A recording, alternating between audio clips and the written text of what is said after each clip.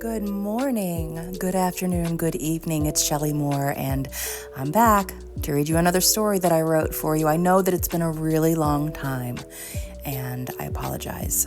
Life gets in the way. This is not my main source of making money. It's not even a source of making money yet. So I just do this, out of the goodness of my heart, like I have since the beginning of COVID lockdown, just to keep myself sane and help pull you out of the monotony and doldrum of everyday life. So thank you so much for my readers and listeners, followers who have been with me from the beginning. I apologize for the massive break between stories that I'm able to put out, but I do continue to write poetry, which was my first love, on my website and my Instagram page. So if you don't follow, please do. It's limitlessstimulus.com. And without further ado, here is my birthday present to myself. My birthday's in 2 days. And a birthday present to you as well. Here's my new story. It's called Frequency.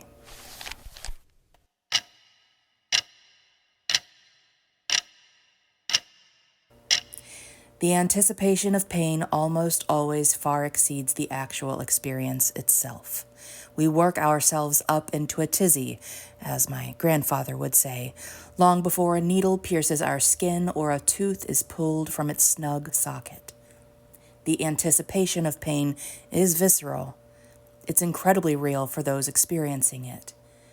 There are things in life that are real that cannot be physically seen with the eyes nor touched with the fingertips. In reflecting upon this, now I'd like you to think of human bodies as tuning forks. If you put 2 or even 4 or even 10 near to one another and strike them, they start out vibrating very differently, but eventually they match up and resonate together in perfect unison. We create this same effect within our minds with the thoughts we think and the words we speak, the people we surround ourselves with, the locations we find ourselves in, and the experiences we allow ourselves to experience. Human beings are finally beginning, just within the last few decades or so, but especially within the last handful of years, to wake up to the fact that we are individual frequencies, as if we're all inside a giant AM/FM radio.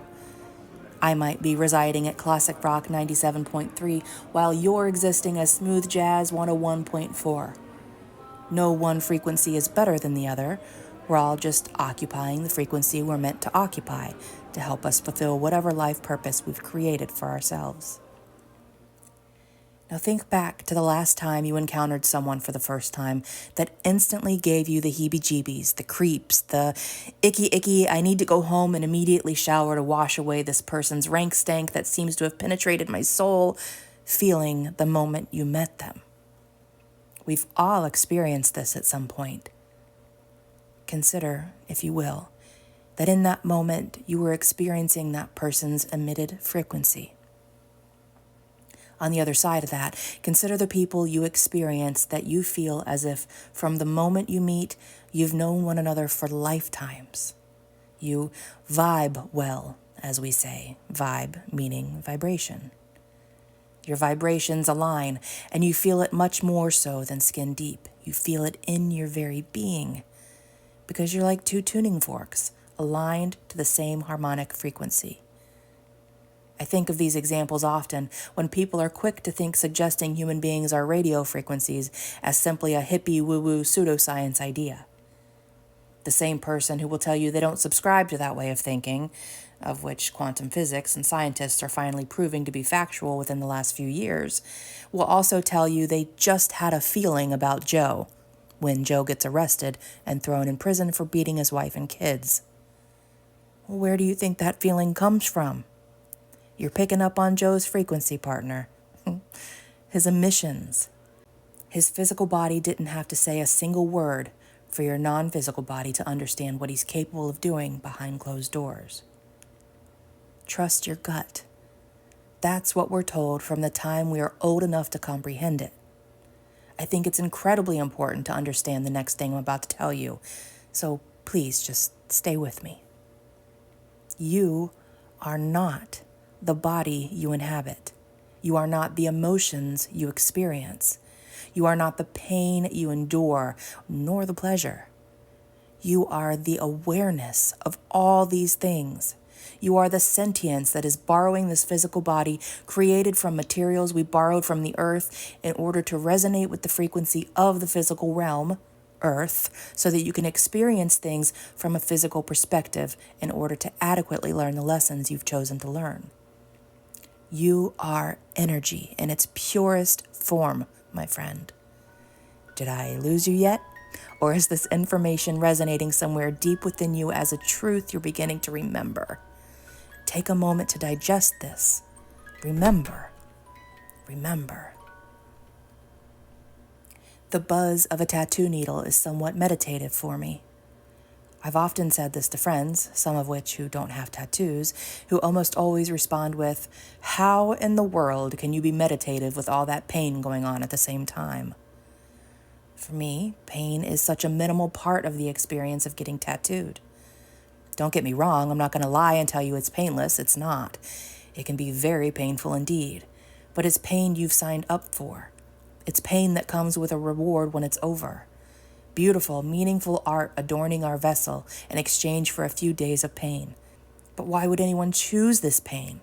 Is another question I hear often. The truth of life is this. We all experience pain no matter what we do in life. A difficult marriage is painful, but so is divorce. Being alone is painful, but so is encountering rejection. Having children is painful, but so is the regret of realizing too late in life maybe you do want to see what a little you looks like. There are situations in life in which pain is inevitable and unavoidable, and there are situations in which we get to choose our pain. Being in control, being able to choose our pain lessens the blow, so to speak. I choose the pain of the tattoo needle. I enjoy it. I'm not a sadist. I don't enjoy physical pain, but I tolerate it.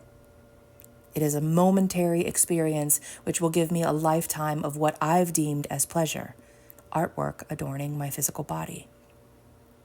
I also greatly enjoy the simple interaction with the human being subjecting me to the physical pain, the tattoo artist. I enjoy human interaction, especially in such an intimate setting. It's something we don't get very often these days. Giving this other soul complete permission to permeate my most precious organ, my layer of physical protection, with something so permanent is a risk I'm absolutely willing to take over and over again because it is an experience of which my frequency greatly enjoys. If yours doesn't, that's fine too. Perhaps your frequency prefers to choose its pain in another form. Take, for example, the people who seem to dwell within what we've labeled drama. You know the type. The ones who always have something to say about nothing. The ones who are always experiencing some sort of bigger-than-life, life-threatening matter. The ones who say consistent things like, "Oh, just my luck," or "If it's not one thing, it's another," or "Why is it always me? What did I do to deserve this?" That frequency has chosen to experience pain through a seemingly never-ending cycle of "oh, woe is me" moments, of which they could, with work, pull themselves out of, should they either open themselves up to learn the lessons they're meant to be learned and or change their subconscious desire to experience pain or the lesson in another form. We cannot live a life without pain. Life without pain and suffering is pointless, meaningless. Life is pain, as melodramatic as it sounds, just as it is joy. Pain comes in the form of experiences which teach us lessons. If we don't learn the lesson the first time around, the same situation will reappear in a different form again and again until we do. If we avoid the pain, we avoid the lesson. So it will absolutely hang around until we experience what it's meant to teach us. This doesn't have to be a depressing lesson in what it means to be human. It's simply knowledge that you can either choose to accept for what it is or deny and continue to experience the same pain again and again and again until your frequency absorbs that particular frequency, lesson, in order to expand your awareness.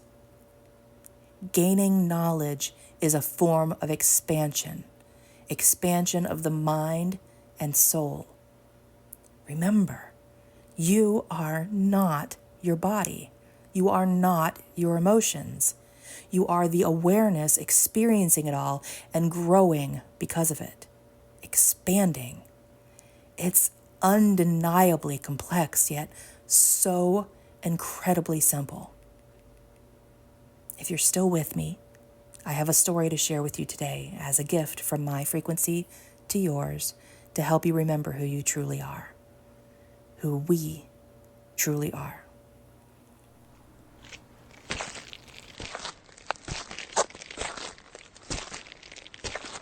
Arlo fastened the buckle on his day pack tightly around his waist and took a sip of water from the camel pack within. He bent down to tie his marrows tight, adjusted his underwear elastic to a more comfortable position, shut the back hatch on his trusty, dusty, and incredibly rusty 1982 Subaru station wagon, and set off down the trail. Although the sun had barely risen, the day was already warm and incredibly humid. Sweat beads trickled down his forehead, which he quickly wiped away with the back of his hand and then onto his shorts. He wasn't expecting heat nor humidity, considering it was barely spring in rural Tennessee, but he'd hiked in far, far worse conditions. He whistled a quick, one-note whistle, and Stogie, his four-legged loyal companion, left the pile of dead leaves he'd been sniffing and joined him at his side. "It's a warm one, Stowe, but we got this, right, boy?" he asked as he patted the 60-pound boxer mix's head lovingly. Stogie didn't need a leash. Not because he was such a good boy, because he absolutely was the goodest of good boys, but because almost no one ventured into this part of the county this time of year. Stogie joyfully pranced ahead of Arlo, but not too far ahead, always looking behind him every few steps to make sure his human was nearby. Stogie and Arlo had been hiking together for the entirety of Stogie's 10 years on this earth. Arlo found Stogie while on a hike as a stray when he was just weeks old, barely clinging to life. His mother was nowhere to be found. 3 siblings lay deceased beside him. Arlo had scooped him up and carried him 14 miles back to his car, then drove him straight to the emergency vet in town. They found a belly full of worms inside his tiny, pitiful body, along with severe dehydration. He was visibly and horribly emaciated. The vet didn't bother to give him a good prognosis. He told Arlo, "Say your goodbyes. This poor little soul won't last the night." 10 years later, Arlo reflects on this as he watches his beloved Stogie chase a squirrel up a tree just ahead of him, tail wagging so hard he might just lift into the air like a helicopter if he wagged any harder. "Leave that squirrel alone, Stowe. He's just doing his thing," Arlo says lovingly. Stogie gallops joyfully back to his human as if he's saying, "I was just playing, Dad, that's all." The first 3 miles were a cakewalk for the duo. Arlo took photos with his phone of the spring flowers sprouting from their dormant slumber, while Stogie found branches to chew apart and perfect spots to mark and potty, dutifully leaving breadcrumbs so he and his human could find their way back. Mile 4 was perhaps the most beautiful. 2 waterfalls and a natural whirlpool below. Stogie ran down the embankment for a quick drink, found another perfect branch, and brought it to Arlo as a gift. Arlo gratefully accepted and began using it as a walking stick. He didn't need it, exactly, but why not? He didn't want to appear ungrateful for his best friend's thoughtful gift. Mile 5 came with a quick snack break. Arlo gave Stogie some homemade peanut butter oat treats and more water to lap up, for which he was abundantly grateful, while Arlo snacked on beef jerky and an electrolyte mixture he'd also concocted himself with his own homemade recipe. Once satisfied, they continued their journey. Miles 6 and 7 were fairly uneventful, other than spotting a small family of deer in the distance at one point, which they both greatly enjoyed. Stogie watched with his ears perked and head cocked, using every bit of willpower he had within himself not to chase after them, and instead be a good boy and stay by his human side. Arlo snapped several pictures of the buck, 2 does, and 2 white spotted fawns. There was nothing that made him feel more alive, more connected with this earth than becoming a part of it through his hikes. Nothing even came close. He had no cell reception at all out here in the thick of it. No one to call him and ask him work questions incessantly. No one to email him with their crazy demands. No one to text him with their drama. Like shedding a heavy blanket, he was able to feel light, airy, and bright. He felt in these moments that this is what we're meant to be as human beings. Not anything else, but this right here. Completely free. Mile 8, Stogie began heavy panting due to the heat, so Arlo took another break. He doused his best friend's head with water to cool him down and promised they'd find a stream just ahead to play in to cool off. Stogie panted heavily and even took a quick snooze at Arlo's feet as he laid against a tree and sipped from his camel pack. He kicked off his shoes and socks for a bit, purely for cooling off purposes, which felt heavenly. He allowed Stogie to rest for as long as he needed, which ended up being about 5 minutes, gave him another peanut butter oat treat and some water, and they continued on their way. The sun was now high in the sky and beating down hard between the tree cover as they hiked along. Arlo could tell Stogie was growing tired and may overheat again quickly. "I know, boy, it's a doozy today, but the stream is just ahead. It's about a mile. We can do it," he assured him. He poured a little more water on his canine companion's head, rubbed it into his fur, kissed his muzzle, then continued on at a healthy pace. It wasn't long before Stogie's pace began to dramatically slow down, and his panting increased to big, heavy tongue hanging out the side of the mouth pants. "Not young pups anymore, are we, bud?" Arlo asked. "Do we need another break?" Stogie looked up at his human with exhaustion written all over his furry little face. "Understood. Let's stop here, Sto." They found a shaded area beneath tree cover just off the path, and Stogie fell to the ground with relief, still panting heavily. Arlo poured water gently over his body, head to tail, and Stogie seemed appreciative. "We'll take a nice long breather this time, bud. You take all the time you need," he assured him. Arlo laid on the forest floor beside him and began scrolling through the photos he had taken along his journey. He admired the aster, lily, and bee balm flowers he'd photographed sprouting from the soil earlier in the hike. He then admired the photos of the deer family, using his thumb and forefinger to zoom in to look at their faces, the beautiful antlers which sat upon the massive buck's head, and the pattern of white speckles along the backsides of the young fawns. While he was zoomed in on the face of one of the fawns, he noticed something just beyond them. He zoomed in closer, but the photo was too grainy to tell what it was exactly he was seeing. He could see some sort of shadow, which seemed to be protruding from a tree about 10 to 15 feet behind the deer family. He zoomed out, and in doing so he realized the buck's attention was fully focused on whatever it was that was protruding from the tree. He swiped to the following photo and again zoomed into the same spot. Again, unfortunately, it was just too grainy. He swiped again and again until finally he found a photo that seemed to give more detail to the shape that had caught both he and the deer's attention. It appeared human-like. Not human, but human-like. It seemed about 6 or so feet tall, from what he could tell anyway, compared to the location in relation to the deer. It had an arm, a leg, a torso, a neck, a head, which all seemed to resemble that of a human male, but one thing stood out that made Arlo's hair raise on the back of his neck. It had... was it? It couldn't be, but it was. Transparent holes where the eyes should be, and a disproportionately sized set of what appeared to be antlers protruding from its head. The form was just too shadowy at such a distance in order to provide clear detail, but the lack of eyes was every bit as clear as the form itself. In the photo, Arlo could clearly see the trees behind the figure where the eyes should have been. His body immediately flooded with a visceral reaction. Goosebumps formed on his arms, and every hair on his body stood on end.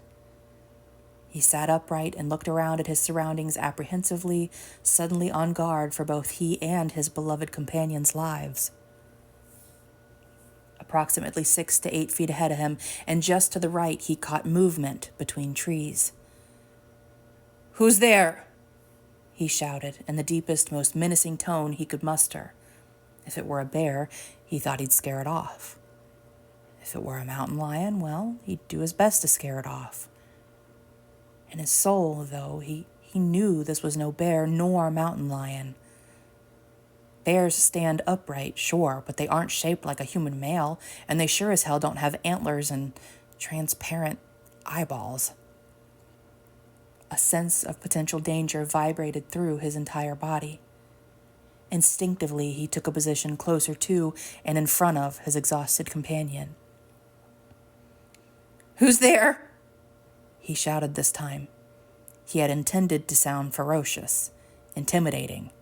Instead, he heard a quiver in his voice that sounded incredibly pathetic. His fear was palpable. Stogie let out a low growl. Stogie never growled. In fact, this was only the third time in his life Arlo had ever heard him growl. The first time, he'd just been a puppy, scared by his own growl. The second, he'd met a cat he didn't particularly care for. The growl lasted 2 seconds, max. This growl, however, was different. This was a real warning for something unseen that hid just beyond the trees ahead of them. "What is it, boy? Can you smell it?" Arlo asked, as if Stogie could somehow tell him his reply. Stogie growled again, this time a bit louder. His upper lip quivered, revealing a bit of teeth. This was a first for Stogie. Arlo's apprehension increased tenfold. "I have a weapon!" he shouted. He didn't. It was a lie. He had bear spray, but how could bear spray possibly affect something without eyes? He knew he was potentially defenseless. He was dreadfully aware he'd made a horrid mistake in not bringing something as simple as a damn knife. This was an easygoing, planned day hike in an area he'd hiked countless times before. He'd never needed a knife.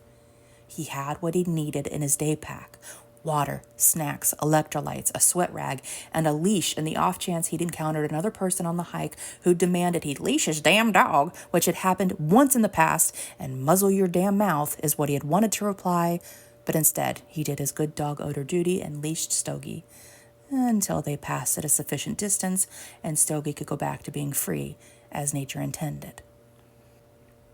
Arlo scanned the landscape around them again, vigilantly.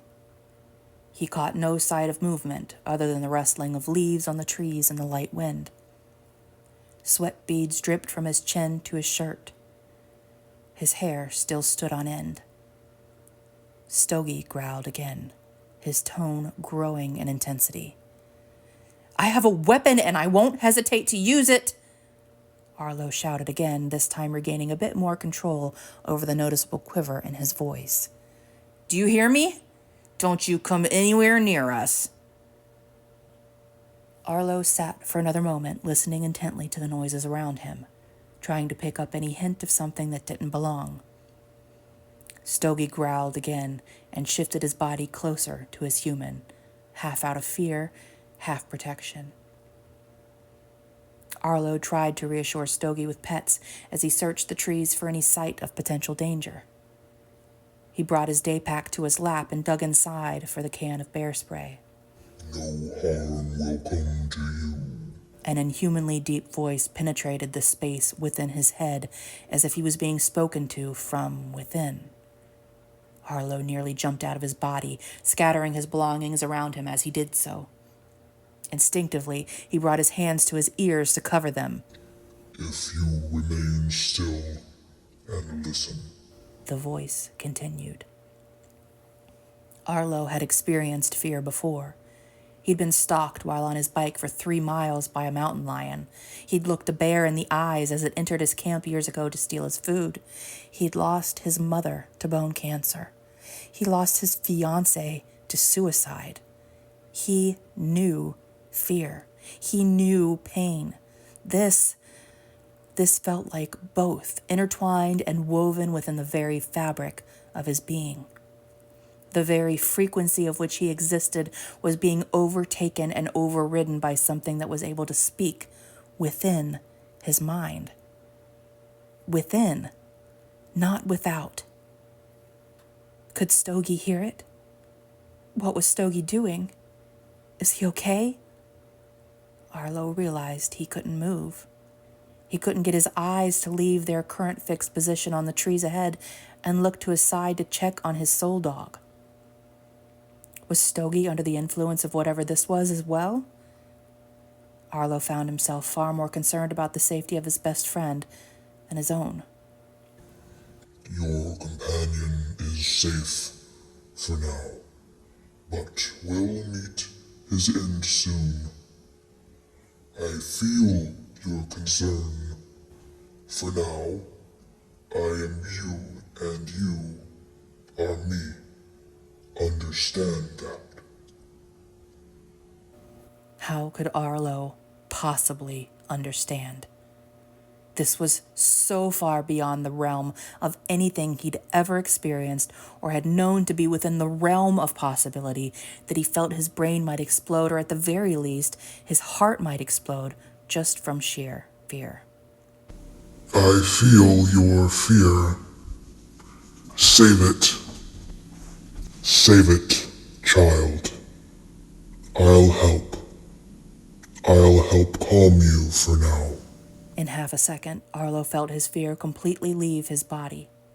He felt Stogie rest his heavy head on his lap, and he felt instantly calmed, as if they were back home on the couch together eating potato chips and watching reruns of The Office. What do I want? You ask. Who am I? You ask. Will you hurt him? You ask. All of these have answers, which I will provide. For now, simply listen. Arlo felt a heavy blanket of calm wash over him, which made 0 sense. He knew intellectually he should be scared for his life, but his questions held more of an energy of almost playful curiosity.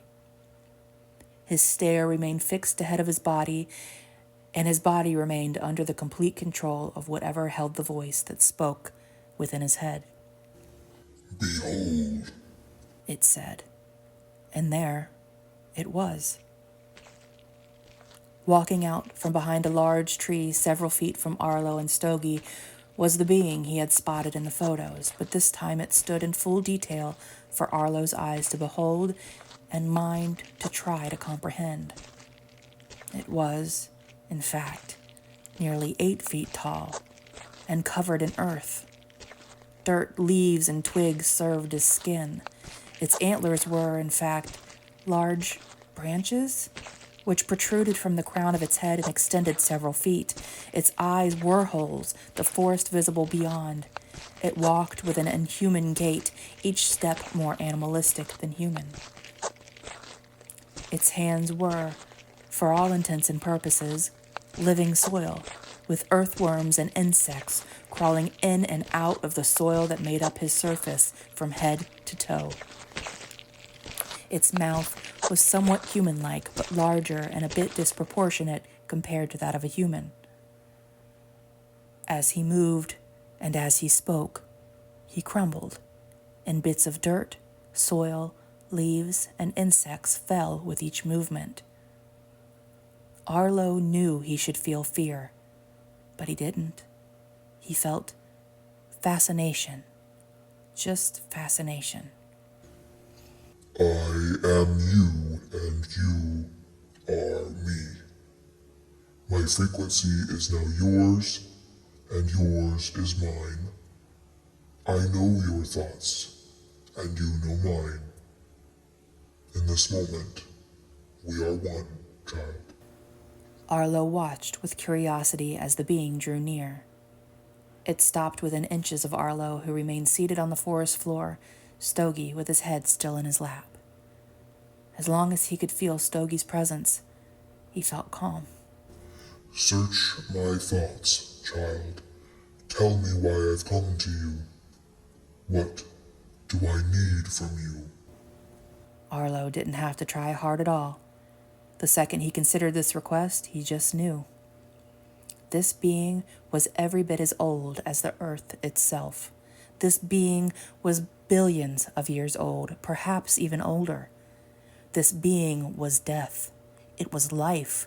It was birth. It was creation. It was destruction. It was chaos. It was calm. It was the water in the oceans, the wind in the trees, and the magma beneath the ground. It was everything, and it was nothing. It was a paradox, an enigma. It wanted Arlo. That's right, child. Are you beginning to understand? Are you scratching the surface, as you say, of my thoughts? The being bent down in front of Arlo, its eyes, or lack thereof, now staring directly into his. I'm going to take the life force of your beloved companion. The longer Arlo stared into the eyes of this ancient being, he realized he was starting to see movement within, yet their transparency remained. Arlo felt a slight tinge of sadness pull at his heartstrings with the being's words, but the being still had full control over him. He had a forced calm which permeated him too heavily to allow sadness to overcome him. Arlo used his thoughts to search the thoughts of the being. He learned instantaneously that what the being needed was far more awful than just the life of his dog. The being needed the intense emotion that would flood Arlo after he took the life of his best friend and released his grasp on Arlo's mind and body. It fed on it. It needed the intensity of the energy contained within these powerful emotions to sustain itself. The being wasn't inherently evil, which would have been hard for Arlo's mind to accept and understand fully if he hadn't been flooded with the sense of calm the being was providing him with, controlling him with. The being was balance. It was all things good and it was all things evil. It just was. The energy we emit through our physical and non-physical beings through emotion was absorbed by it and used as sustenance, just as we use food for ours. As with everything else in this world, it was simply surviving as it had since the literal dawn of creation. You are curious, child.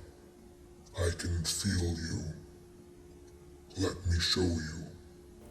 It said without moving its mouth nor words spilling from its physical form.